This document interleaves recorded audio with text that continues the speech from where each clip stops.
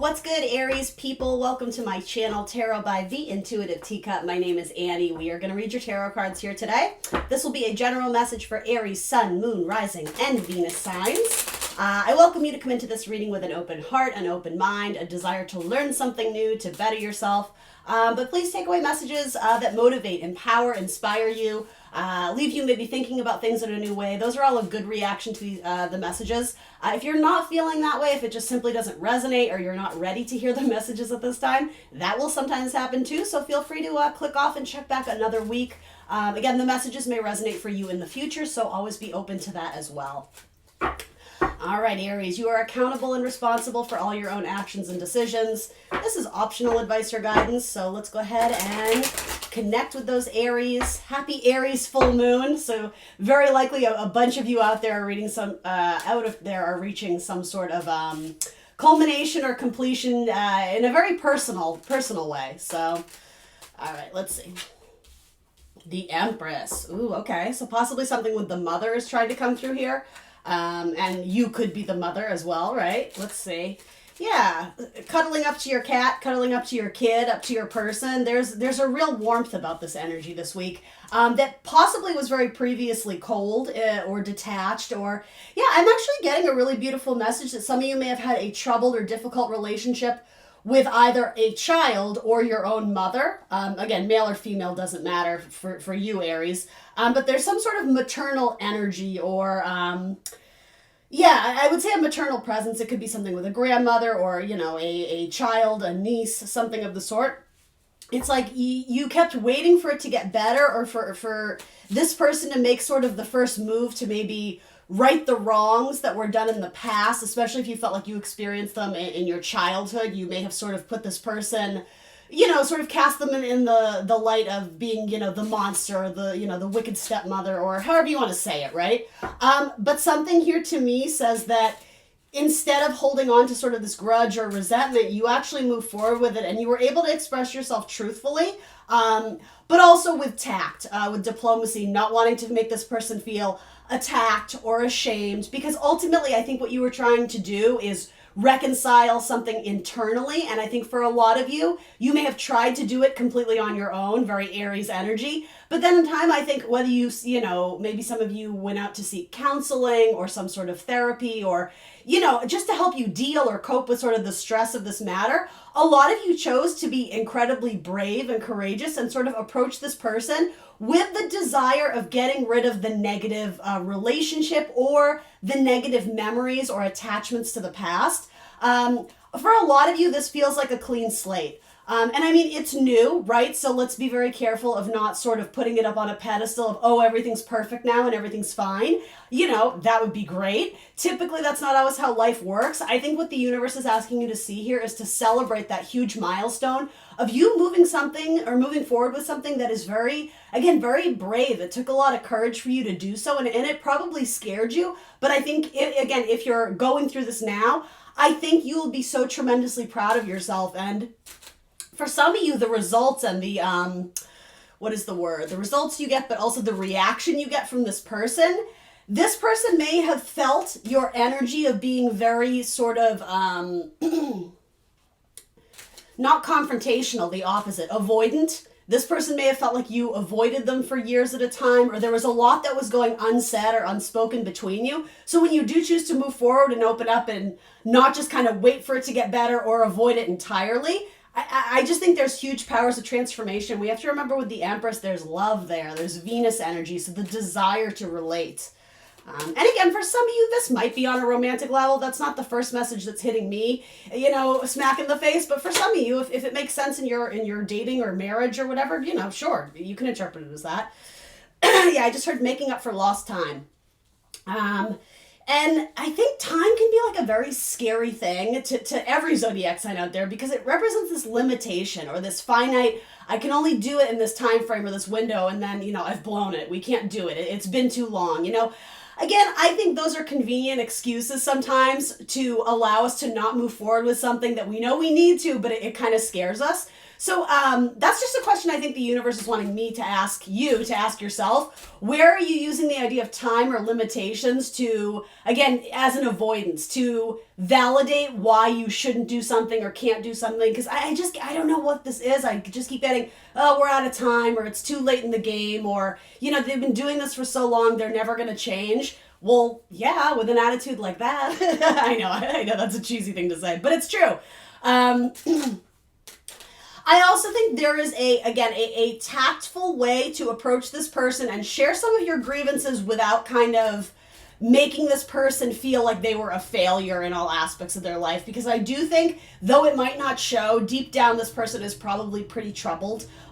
They may have had a similar dynamic with their own parent that you had growing up, and that maybe they had a parent who lacked some sort of emotionality. Is that even a word? You know what I mean? Who wasn't able to give emotions. It felt very foreign, or it just wasn't fluid for them. It was very challenging. And so instead of, being in that uncomfortable, okay, I need to learn to express myself, they kind of withdrew entirely. That person may have experienced that in their own childhood, and so that's all they've ever known, right? So it's not to say you have to blame them, but again, maybe this is about shining light, that torch, passing it on to shed light on an issue where this person may actually be quite dumbstruck or dumbfounded to be like, oh, I didn't realize you felt that way, or I didn't realize, when I had said that, that's how you interpreted it. Like, there is an element of, you make this person think. And I actually like that that's the reaction that you're causing versus someone who's just like, red with fury or anger, or again, sort of like this bombastic fighting fire with fire.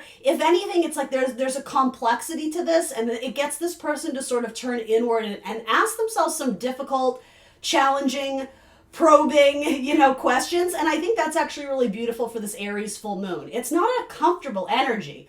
And I say that specifically because the moon related to kind of Cancer and, feeling and nurturing and protecting and, things of that sort, allowing the tears and the emotions to flow with ease.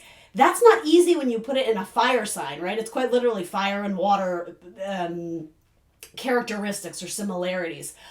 So with the moon in Aries, it's actually a fantastic time to talk emotions, but in a way that we're actually doing something with this conversation. I mean, the wands can represent conversation anyway, but again, almost like this, I'm going to take action to move it forward. We're not just going to linger in this, well, you let me down, so I don't love you anymore, and you did, that's because that's not serving a point, By all means, express yourself, be truthful. I would say with caution, I'm not going to tell you not to be blunt, because, for some of you, that's how you have to do it.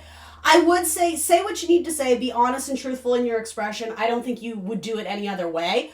However, I think you need to be aware with how it may land with this person, so that choose your words wisely, right? Don't let this kind of like simmer up or boil over so that it comes out like a volcano. That can be very kind of like Mars, Pluto energy. And I don't mean to contradict myself. I would encourage you, use tact, use diplomacy, use kind words. Don't always point the finger and be, you did this, you did that. Focus more on the I statements. I feel this way when this happens, blah, blah, blah. However, with all of that being said, there's a lot of tricky placements going on in the sky right now with Pluto. Pluto is forming a T-square, so sort of a very harsh, aggravating aspect to both the sun and the moon. So again, that could represent you and the mother, or the mother and the father, where, again, when anytime Pluto is involved, it's going to be a transformational energy. And again, with a square, it cannot be the most comfortable changes, but it's very necessary to get us to sort of this new level of consciousness, if you will. And Pluto does talk about a lot about repressed anger, deep psychology, sort of the yearnings from within that sometimes manifest outwardly in a darker way if we're not consciously aware of what's going on inside of us. So again, you're right. With whatever you're doing here, you're shedding light on it. You're bringing light to it. Quite literally like the light worker, right? I do like this energy. Look how these just came out. Yeah, okay, 10 of Wands. We're letting something go that we've been holding on to for a long time. And beautiful, Judgment, the reawakening, the reimagining. Again, Pluto energy, transformational, the death and then the rebirth. That's what I mean. Whatever or whoever this is in your life. And it could even be something very internal. The idea of sort of mothering or nurturing yourself, the idea of sort of like being your own inner cheerleader, being your own source of nourishment. Maybe you all out there, or some of you out there, have dealt with like severe, what is a good word for it? Like self-doubt or lacking love for yourself, feeling very, very much like an outsider, being your own harshest critic, having too high standards of perfection even for yourself, where it feels like you're always letting yourself down, or that you never meet the mark. Do you understand what I mean? You guys may have like some deep, whatever, self-hatred issues. This to me is saying that storyline isn't over yet unless you want it to be. You have all the powers in the world, quite literally available to you with that Pluto aspect, saying you can reinvent this. You can reinvigorate this. I would say with Pluto, you're going to have to change something. It can't keep happening the way it always has. But there's something about this to me that is actually very positive. So this sounds kind of cheesy, but like you may wake up in the morning feeling like a new person and sort of on this mission to go and fix something that, again, there was an avoidance or a fear. Fear is a very important word here too. Or just sort of this negative, pessimistic outlook of, oh, well, they don't see me like they're equal. So even if I go to them with my problems, with my troubles, with what I want to express to them, they won't take me seriously. Again, where is that sort of a mental prison that you're keeping yourself in? But again, you're keeping yourself there. Like you're choosing to believe those thoughts.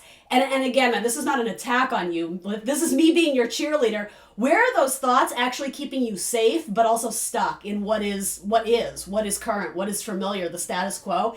Again, being very, not self-critical, but analytical of our own thoughts, what we tell ourselves, and sort of the projections we have about the assumptions of how other people will react, what they're going to do, what they're going to say if we do X, Y, and Z. There's something, I would say, goes against expectation, and it's really beautiful. You get another chance at something that maybe you thought was dead and buried. But the thing is, even if dead and buried, what a beautiful sentence for Scorpio energy, right? Because Scorpio energy says, oh no, it's not. Like I'm the volcano that you don't see, right? Do you know what I mean? Like it's not really done and buried because there's still something very agitating about this situation or this person to you. So again, by letting it fester sort of under the surface, that's not sort of a healthy use or productive use of those energies. I think we have to get them up and out to the surface, which it might scare you, it might be uncomfortable, but will it be worth it? I think so. And I mean, call me crazy, right? You let me know in the comments below, but this could actually end in something very like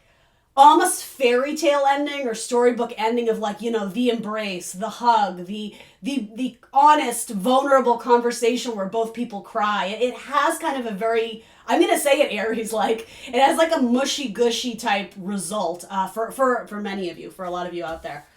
How are we doing for time? We're doing okay for time. All right, I'm going to leave that there because that feels very, actually, should I? Okay. I feel like I wanted to trust my gut because I said that. We will be together again. I love that. Ooh, and do you know what I thought of there? Especially for those, if this rings true for you with a parental figure, a parent figure, you might be dealing with a, I mean, you definitely have some Libra energy here too, but you may be dealing with a Capricorn or a Cancer possibly, as again, a mother or a child, who or whatever this is. If this person has already passed on to another realm, if they're a spiritual being, if you will, your guardian angel, or just someone who, again, there's some unsettled resentment with, even though maybe you guys are frustrated because they're not here to actually physically go and have a conversation with, that's not necessarily true. I mean, whatever you believe in spiritually is up to you, but if you believe in the idea of being able to talk to spirits and things of that sort, you can still connect with this person on like the 5D level, or however you want to say it. Oh, jeez, Louise. What is this? I don't react when people mention you. Ooh. Is this you? Is this you, Aries? And then I want you. I can't stop thinking about you. I mean, that seems like it could foray into a romantic realm. But yeah, I just feel like there's something that needs to be settled here. And so however you connect with your ancestors, with your spirit guides, maybe that's through meditation, maybe that's writing a letter to them, it's something about putting the energy and the effort forward to sort of let the universe know your intentions. You'll be surprised how things work out. I'm almost getting this metaphor, or not even a metaphor. I don't know how this would happen, guys, but I'm sort of seeing it, is that you get like a sign that this is important, I have the chills. You get some sort of sign that the letter you wrote to, again, your deceased father or your deceased grandmother, whatever this is, you get some sort of sign from the universe that they read it and have confirmed what you were asking, And that's actually very important too. In your letter, you know, ask the universe for some sort of confirmation or some sort of clarity by sending you a sign, by sending you a message. So maybe you have a feather land on your knee when you're sitting at a park bench, or do you know what I mean? There's something where it's like you put the message out there, it's received, and then you get confirmation back that like there's almost like a peace offering. Thank you. Ooh, yeah, that's very important. There's like a peace offering from, again, whoever you send that out to. Yeah. All right. I'm going to leave it at that. I was going to say, I felt like there was like a final PS to that message, and I think that's what that was. It's time for me to heal now. And then this came out. Let's see what it says. I'm so attracted to you. Interesting. So again, for some of you, this could be like a real life thing going on. It doesn't necessarily have to mean, you know, those who have passed on. All right, Aries, I think I'm going to leave you with that. Thank you for joining me here today. Please remember to like the video, subscribe to my channel, and I will see you all very soon for new tarot messages. Bye, guys.